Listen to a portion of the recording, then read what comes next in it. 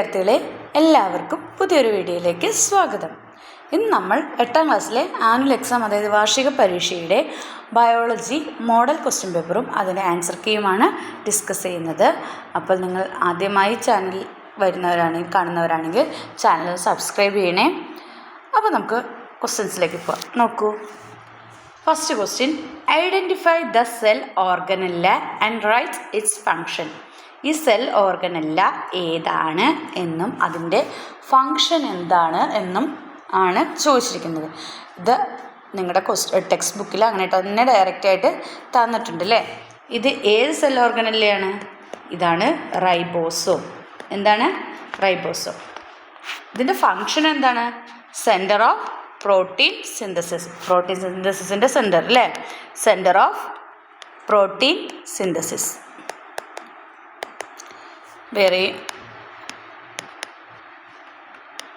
ഇതിൻ്റെ ക്യാരക്ടറിസ്റ്റിക്സ് വേണമെങ്കിൽ ചോദിക്കാം, ഇതുപോലെ ഫങ്ഷൻ വേണമെങ്കിൽ ചോദിക്കാം. അപ്പോൾ സെൽ ഓർഗനൽസൊക്കെ നന്നായി പഠിച്ചു വയ്ക്കുക. ക്ലിയർ അല്ലേ? രണ്ടാമത്തെ ക്വസ്റ്റ്യൻ നോക്കൂ. Analyse the word pair relationship and fill up the blank. ഇവിടെ തന്നിരിക്കുന്നതൊരു വേർഡ് പെയർ റിലേഷൻഷിപ്പാണ്. തൊട്ട് താഴെ അത് നോക്കിയിട്ട് അടുത്ത വേർഡിന് അതിൻ്റെ യോജിച്ചത് ഫില്ല് ചെയ്യാനാണ് പറഞ്ഞിരിക്കുന്നത്. ആദ്യ വൺ സെറികൾച്ചർ. സെറികൾച്ചർ എന്തിനാണ്? സിൽക്ക് വേം മോത്ത് അല്ലേ. അപ്പം എപ്പിക്കൾച്ചർ എന്ന് പറഞ്ഞാൽ എന്തായിരിക്കും? എപ്പിക്കൾച്ചർ എന്ന് പറഞ്ഞാൽ ആരെയാ? ഹണി ബി അല്ലേ. ഹണി ബിയുടെ റിയറിംഗ് ആണ് പറയുന്നത്, ഹണി ബി. എപ്പിക്കൾച്ചർ എന്ന് പറയുന്നത് ഹണി ബി കൃഷി ചെയ്യുന്നതിനെയാണ് എന്തെന്ന് പറയുന്നത്? എപ്പിക്കൾച്ചർ എന്ന് പറയുന്നത്. മൂന്നാമത്തെ question: do human beings and cat belong to the same phylum? If so, which is that? ഇവിടെ ചോദിച്ചിരിക്കുന്നത് do human being and cat belong to the same phylum? If so, which is that? അതായത് human ബീങ്ങും ക്യാറ്റും വരുന്നത് same ഫൈലത്തിലാണോ എന്ന് ചോദിച്ചാണ്. നമ്മൾ പഠിച്ചിട്ടുണ്ട് 5 കിങ്ഡം ക്ലാസിഫിക്കേഷനിലെ കിങ്ഡം, ഫൈലം, പിന്നെ ക്ലാസ്, ഓർഡർ അല്ലേ, അങ്ങനെയൊക്കെ പഠിച്ചിട്ടുണ്ട് അല്ലേ. അപ്പം നമ്മളോട് ചോദിച്ചിരിക്കുന്നത് ഈ രണ്ടും ഒരേ ഫൈലത്തിലാണോ വരുന്നത്? ആണെങ്കിൽ ഏതാണ് ഫൈലം എന്നാണ് ചോദിച്ചിരിക്കുന്നത്. ഏതാണ്? യെസ്, അതെ, രണ്ടും ഒരുപോലെ തന്നെ ഒരേ ഫൈലത്തിലാണ് വരുന്നത്. ഫൈലം ഏതാണ്? Phylum Chordata. രണ്ടും വരുന്ന ഫൈലം ഏതാണ്? Phylum Chordata. Fourth question: which is seen in meristematic tissue?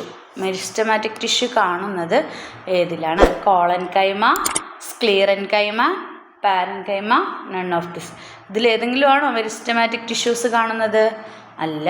അപ്പം എന്താണ്? ഇത് മൂന്നും അല്ല. ഏതാ ശരിയായ ആൻസർ? ശരിയായ ആൻസർ നൺ ഓഫ് ദിസ്. ഇതൊന്നിലുമല്ല എന്ത് കാണുന്നത്? മെരിസ്റ്റമാറ്റിക് ടിഷ്യൂ കാണുന്നത്.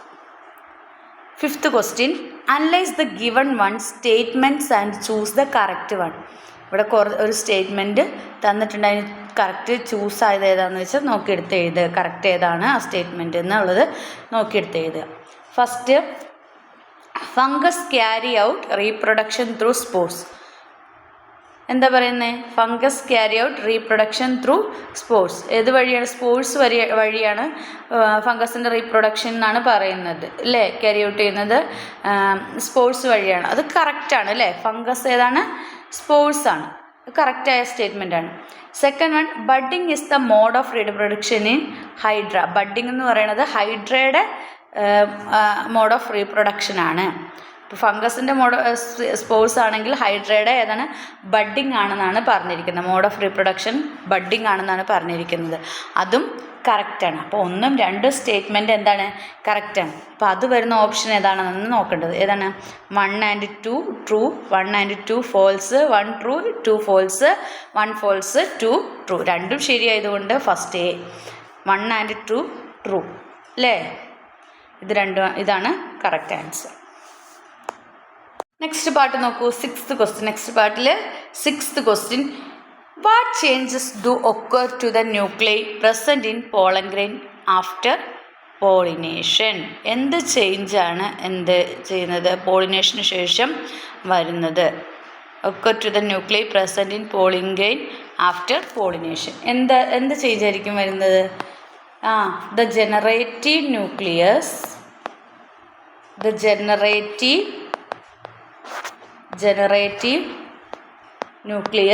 എന്ത് ചെയ്യും? ജനറേറ്റീവ് ന്യൂക്ലിയസ് divides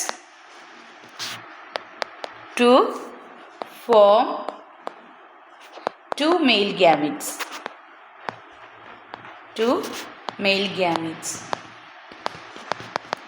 And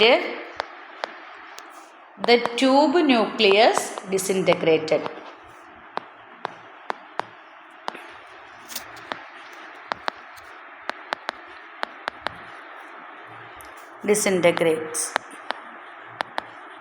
എന്ത് സംഭവിക്കുന്നത്? ജനറേറ്റീവ് ന്യൂക്ലിയസ് ഡിവൈഡ് ചെയ്തിട്ട് 2 മെയിൽ ഗ്യാമീറ്റ്സ് ആയിട്ട് ഫോം ചെയ്യും. ആൻഡ് ദ ട്യൂബ് ന്യൂക്ലിയസ് എന്താവും? ഡിസിൻറ്റിഗ്രേറ്റ് ആവും. അതാണ് അവിടെ നടക്കുന്ന change. Generative nucleus divides to form 2 male gametes and the tube nucleus disintegrate ചെയ്യും. മറ്റേ ജനറേറ്റീവ് ന്യൂക്ലിയസ് ഡിവൈഡ് ചെയ്ത് 2 മെയിൽ ഗ്യാമീറ്റ്സ് ഫോം ചെയ്യും. ക്ലിയർ ആണല്ലോ? 7th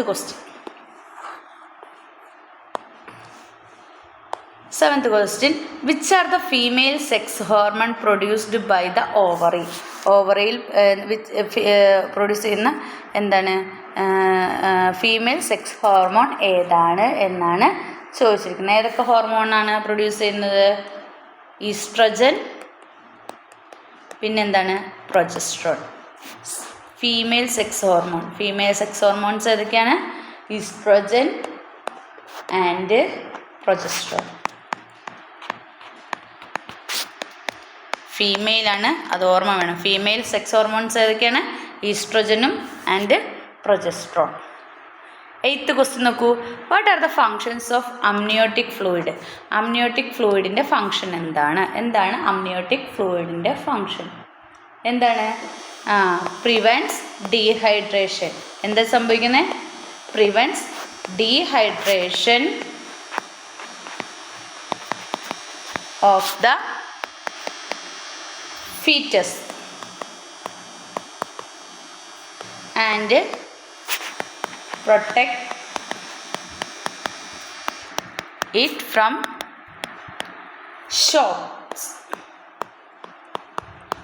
അല്ലേ? അമ്നിയോട്ടിക് ഫ്ലൂയിഡ് എങ്ങനെ ഹെൽപ്പ് ചെയ്യുന്നത്? നമ്മുടെ ഫീറ്റസിൻ്റെ, അതായത് കുഞ്ഞുങ്ങളുടെ എന്ത് ചെയ്യും? ഡീഹൈഡ്രേഷനെ പ്രിവെൻറ്റ് ചെയ്യും. അല്ലേ? ഫീറ്റസിൻ്റെ ഡീഹൈഡ്രേഷനെ പ്രിവെൻറ്റ് ചെയ്യും. കുഞ്ഞുങ്ങളുടെ ഡീഹൈഡ്രേഷനെ പ്രിവെൻറ്റ് ചെയ്യും. അതുകൂടാതെ and protects it from shocks. ഔട്ട്സൈഡിൽ നിന്നുള്ള ഷോക്സിനെ, അല്ലേ, എന്തെങ്കിലും ആഘാതം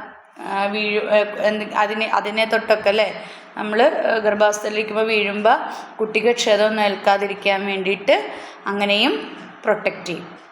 and protect it from shocks, എന്തെങ്കിലും ഷോക്സിൽ നിന്നും കുട്ടിയെ സംരക്ഷിക്കും. അപ്പോൾ ഇതാണ് എന്തിൻ്റെ ഫങ്ഷൻ? അമ്നിയോട്ടിക് ഫ്ലൂയിഡിൻ്റെ function. 9th question. Analyse the figure and answer to the question. താഴെ തന്നിരിക്കുന്ന ഫിഗർ നോക്കുക, എന്നിട്ട് താഴെയുള്ള ക്വസ്റ്റ്യൻസിന് ആൻസർ ചെയ്തുക. ഫസ്റ്റ് ക്വസ്റ്റ്യൻ എന്താണ്? What are the parts labelled as 1 and 2? 1 and 2 എന്നും ലേബിൾ ചെയ്തിരിക്കുന്ന പാർട്സ് ഏതാണെന്ന് അടയാളപ്പെടുത്താനാണ് പറഞ്ഞിരിക്കുന്നത്. നിങ്ങളുടെ ടെക്സ്റ്റിൽ അങ്ങനെ തന്നെയുള്ള ഒരു ഫിഗറാണ്. ഫസ്റ്റ് വൺ എന്താണ്? Polar nucleus. ഏതാണ്? Polar nucleus. സെക്കൻഡ് വൺ ഏതാണ്? എഗ്ഗ്. സെക്കൻഡ് വൺ എഗ്ഗാണ്. ഇനി ബി ക്വസ്റ്റ്യൻ നോക്കൂ. Evaluate the importance of 1. അതായത് പോളാർ ന്യൂക്ലിയസിൻ്റെ ഇമ്പോർട്ടൻസ് എന്താണ് എന്നാണ് ചോദിച്ചിരിക്കുന്നത്. എന്താണ് ഇമ്പോർട്ടൻറ്റ്?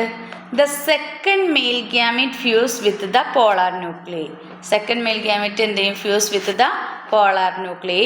ദെൻ എന്ത് ചെയ്യും? Endosperm is formed from it. അതെന്തായിട്ട് മാറും? എൻഡോസ്പേം ആയിട്ട് മാറും. Endosperm becomes the store food needed for the embryo's growth. എംബ്രിയോയുടെ ഗ്രോത്തിന് ആവശ്യമായ ഫുഡ് സ്റ്റോർ ചെയ്ത് വയ്ക്കും എൻഡോസ്പേം. ക്ലിയർ ആയോ? 10th question. What is meant by ecological hotspot? എന്താണ് ecological hotspot? Write the names of 2 ecological hotspots in India.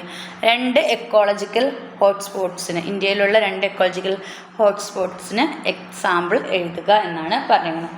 അപ്പോൾ എന്താണ് ecological hotspot എന്ന് വെച്ചാൽ? The areas rich in endemic species അല്ലേ, but facing the threat of habitat discussion.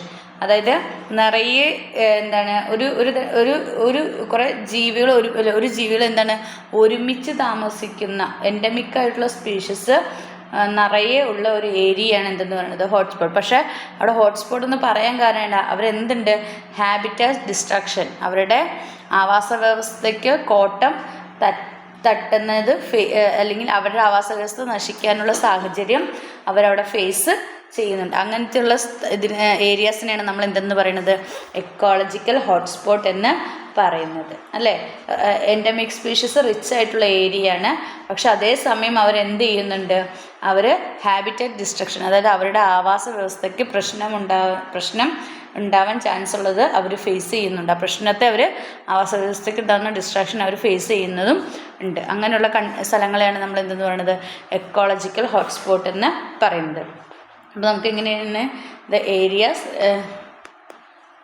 There are areas rich in endemic species. Endemic species rich ആയിട്ടുള്ളതാണ്. But അതേസമയം എന്താണ്, but facing the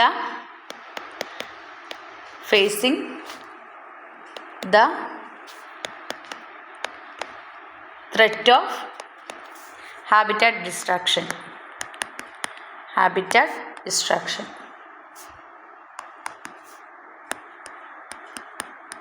പക്ഷെ അവർ ഹാബിറ്റാറ്റ് ഡിസ്ട്രക്ഷനും ഫേസ് ചെയ്യുന്നുണ്ട്.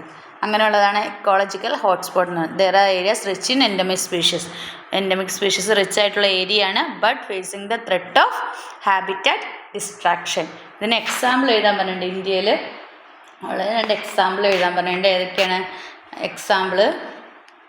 Examples ഏതൊക്കെയാണ്, western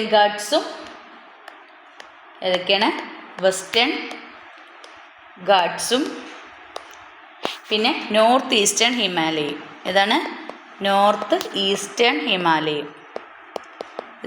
ഹിമാലയാസും.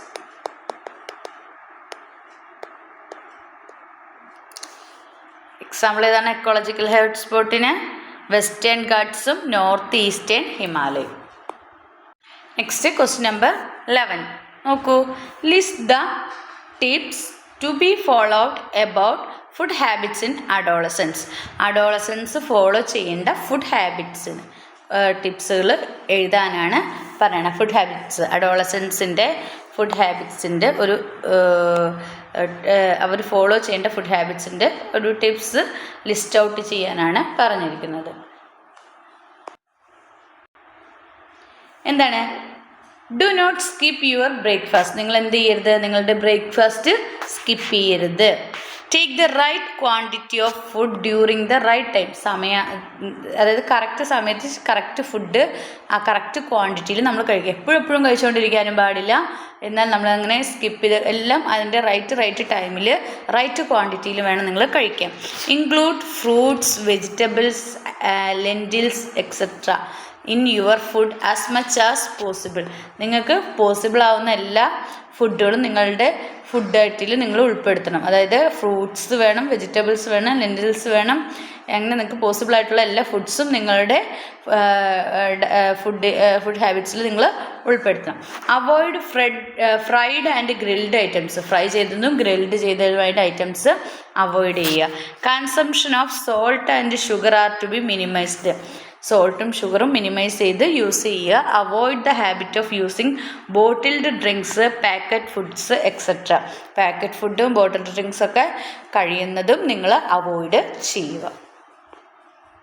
12th question, redraw the diagram and label the indicate parts. എന്താണ് ഈ diagram redraw ചെയ്തിട്ട് ഇതിൽ പറഞ്ഞിരിക്കുന്ന പാർട്സ് ഏതൊക്കെയാണ് എന്ന് ഫീച്ചേഴ്സ് പറഞ്ഞിട്ടുണ്ട്. അത് നോക്കിയിട്ട് അത് ഏതൊക്കെ പാർട്സ് ആണെന്നുള്ളത് നിങ്ങളുടെ അടയാളപ്പെടുത്താനാണ് പറഞ്ഞിരിക്കുന്നത്. നോക്കൂ, first question, part that help മൂവ്മെൻറ്റിന് ഹെൽപ്പ് ചെയ്യുന്ന പാർട്ട് ഏത്? ഇത് സ്പേം ആണല്ലേ, നിങ്ങൾക്ക് കണ്ടറിയാം എന്താണ് സ്പേം ആണ്. അപ്പോൾ ഏതാണ്? ടെയിലാണ് എന്ത് ചെയ്യുന്നത്, മൂവ്മെൻറ്റിന് ഹെൽപ്പ് ചെയ്യുന്നത് ടെയിൽ. അപ്പോൾ ആ പാർട്സ് അവിടെ അടയാളപ്പെടുത്തുക. റീഡ്രോ ചെയ്യണം കേട്ടോ. ബി ക്വസ്റ്റ്യൻ നോക്കൂ. Part where paternal chromosomes are same. Paternal chromosomes കാണുന്നത് എവിടെയാണ്? ന്യൂക്ലിയസ്. എവിടെയാണ്? Nucleus.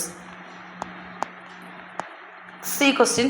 Part where energy is provided. Energy provide ചെയ്യുന്നത് എവിടെയാണ്? മൈറ്റോകോൺട്രിയ. എവിടെയാണ്? മൈറ്റോകോൺട്രിയ. സി.